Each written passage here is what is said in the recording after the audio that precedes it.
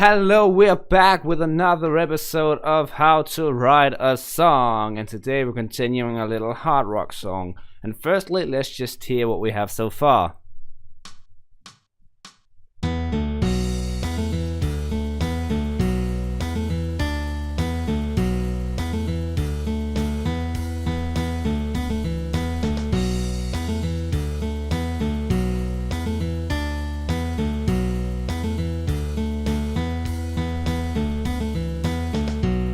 Okay, now something I forgot to mention last time is some of you, if you're not used to listening to media, will probably sit at home thinking that didn't, that sounded really lame. That didn't really sound so hard rock with guitar vibes, and it didn't really sound like a guitar at all. Really, it sounded like MIDI. The thing is, yeah, there's only so much my program can do, but I'm going to turn this into an actual production with actual distortion guitars and an actual electric bass. So if you can wait for the production to come, you can hear that it is going to sound hard rock. That last layer of instrumentation you're going to have to wait for the actual production to come. Now, to get on with it, the thing we're looking at today is the verse of the song, right? And the first thing I'm gonna do is actually I'm just going to copy paste these drums. What? You're using the exact same drums? That sounds boring. Yeah, but what I'm gonna do is I'm going to take off all these accents, right?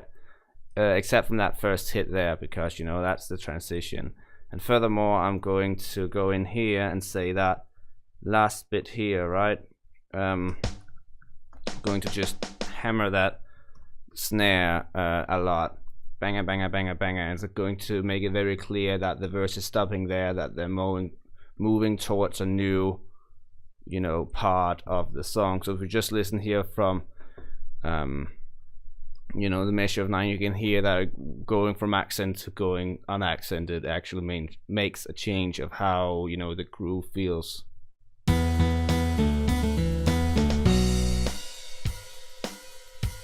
Great, so now we need to make the riff of the verse, and what I like to do is, now we have a singer who actually wants to be heard, but if we have a distortion guitar just blasting through, filling out all the soundscape, that's a better word than sound picture, soundscape, we need to leave some room for the singer to break through, right? He can't be heard if there's always a distortion guitar. So I'm gonna have like a measure here with a riff, I'm gonna have a measure not with a riff, and repeat the riff, right? So basically every other measure has the riff and every other measure does not have a riff, right?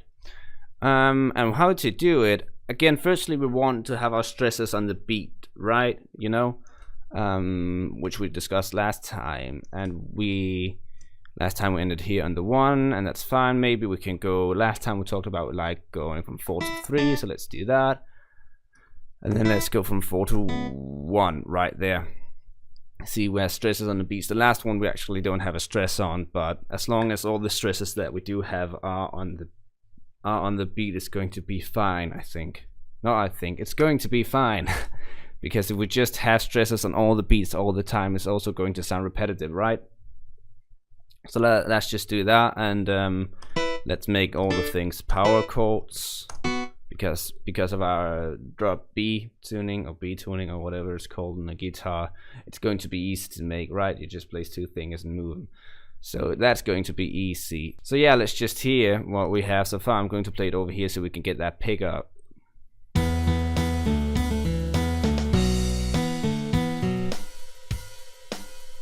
That sounded nice. I like that. Now I'm going to copy this. I'm going to copy the pickup along and place it over here, right? So now you can see it's just going to be the same thing that's repeated, but you can see here we have a room where there's nothing happening in the guitar, right? So the singer can more easily break through. Now before we move on to the singer, I actually just want to fill out the bass, because I'm going to do very simple. I'm going to do what I didn't want to do last time. I'm just going to have it play the exact same thing as the guitar, right? So I'm just going to have it play that. And you can see it's just, starts on the B, goes up to an E, goes to a D, goes up to an E, goes down to a B again. That's the exact same thing that the guitar is doing. And having those two things play together, you know, firstly it's going to have the riff sound much more powerful because suddenly there's two instruments playing them instead of one, but at the same time it's also going to leave a lot of room for, you know, the singer here. And let's just hear again from over here, so we get the pickup. Let's just hear what we have so far. Maybe not all the measures, but a bit of them.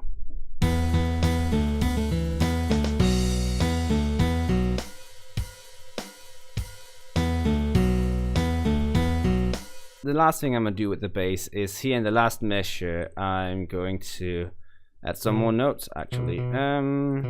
If I can get the computer to work with me, there we go. And I'm just going to play like these.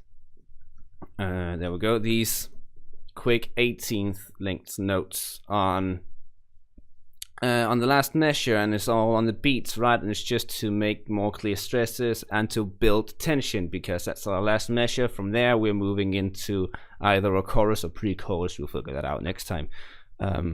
So yeah, if we just listen to from over here, that is the measure of 16, then you can hear how it helps to build tension.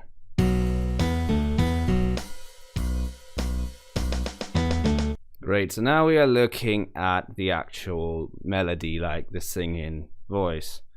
And actually I was talking about doing something, you know, having this guitar and the bass play the same thing in order to create more room.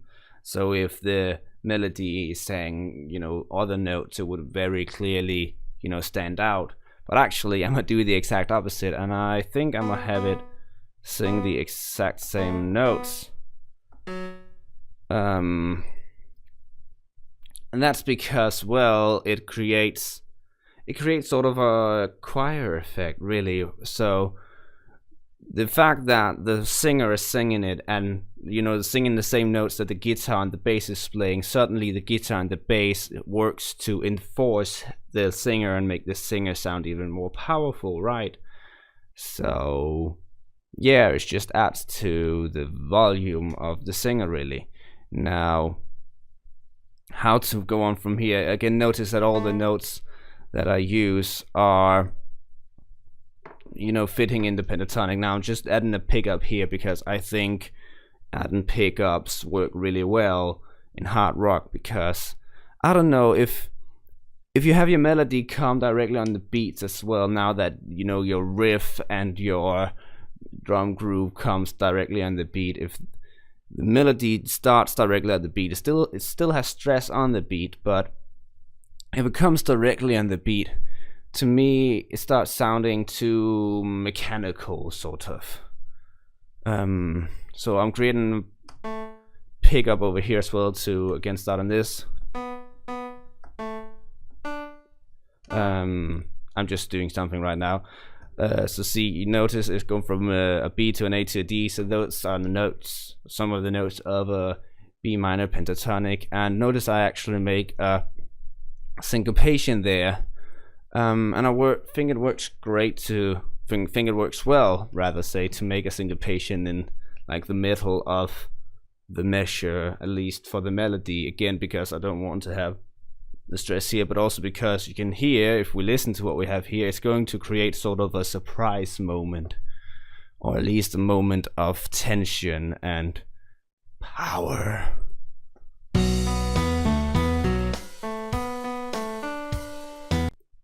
Great, so that's basically our melody. Again, guess a theme for today, copy paste. So that's generally just a theme for music, so I'm just copy pasting this in sometimes. Now let's actually wait with copy pasting in there, because I mean we've just had it go up to D, now we don't want to go up to D again. That would be a bit boring, wouldn't it? So let's instead have it go down to an E, and actually I'm gonna have it go down to a D, but I'm gonna make this quick like accidental note to move down. Good. And then actually move it up here again, right?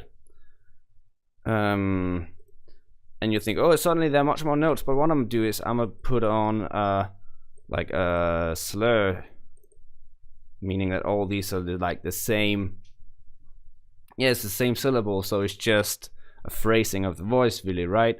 So instead of having a note per syllable, you're going to put the one syllable over more notes, right? It's going to make sense when you hear it, because you hear it all the time. And from there, you know, it's just copy paste again. Actually, let's just hear what we have right down there. So let's just start it from up here.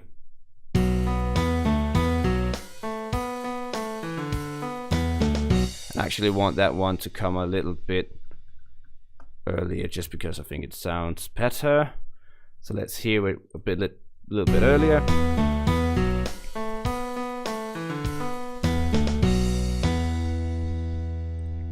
So I think that sounded well. From there we can just really copy paste this whole thing again. But now we don't want, well, we are down here. Now we don't want, you know, this exact same thing again, and actually, just like we had in the last song, I'm just going to remove the last note, and that's going to change how that phrase feels, right? So our verse so far would be this. It's starting from over here to get that little pickup.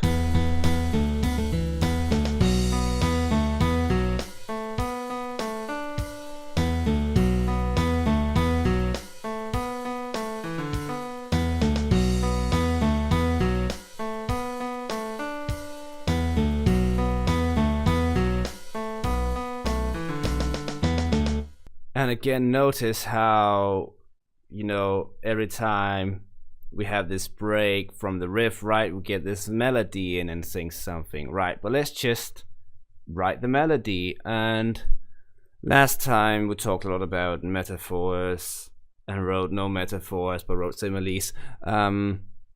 This time let's talk about slant rhymes. So slant rhymes are when something doesn't rhyme but you make it sound like they rhyme, right? So let's just say there's something about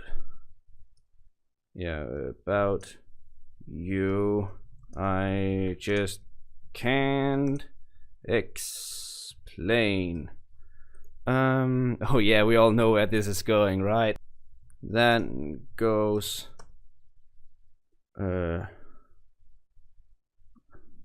right up, meaning actually just delete the last note because I don't have a syllable for it.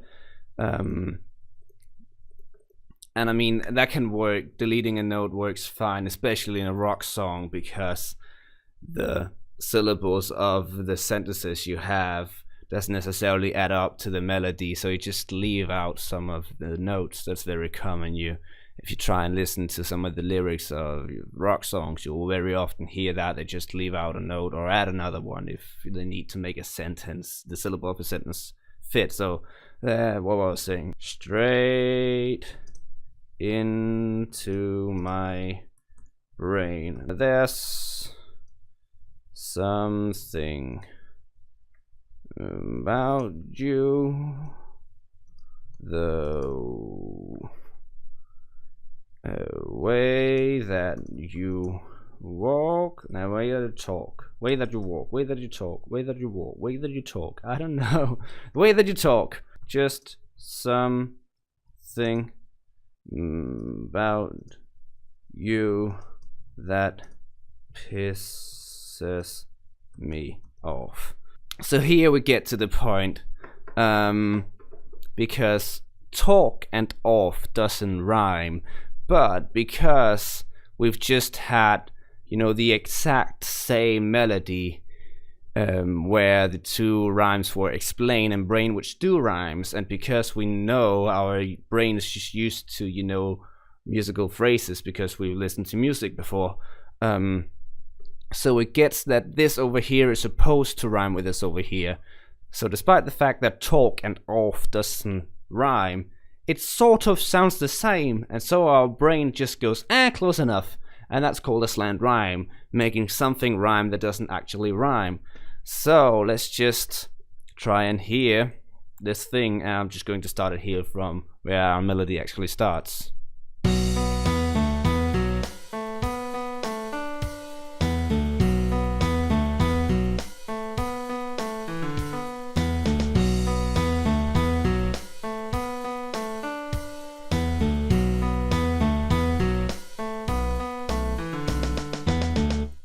And that is basically it for today. I hope you liked it. If you did, make sure to subscribe so you'll know when another video comes up, or leave a question in the comment section if you have any questions, and I'll see you soon.